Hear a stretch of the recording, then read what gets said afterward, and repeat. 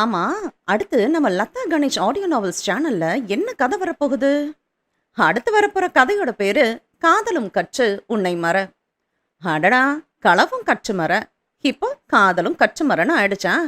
அது சரி, இந்த கதையோட கரு என்ன? லதா கணேஷ் அவங்களோட கதைனாலே காதலும் கவிதையும் தானே. இந்த கதையிலயும் காதலும் கவிதையும் கலந்து இருக்கும். இந்த கதைய ஒரு வரியில சொல்லட்டா?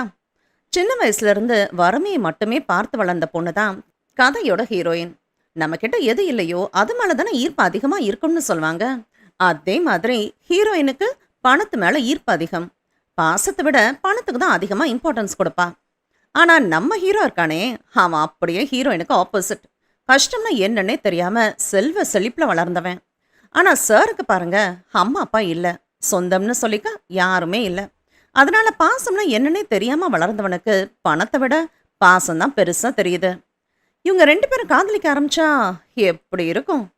அட, காதல் கதையில ஒரு ட்விஸ்ட் இருக்க வேணாமா? ஹீரோயின் பணத்துக்கு தான் இம்பார்ட்டன்ஸ் கொடுக்கறான், ஹீரோ பணக்காரன்.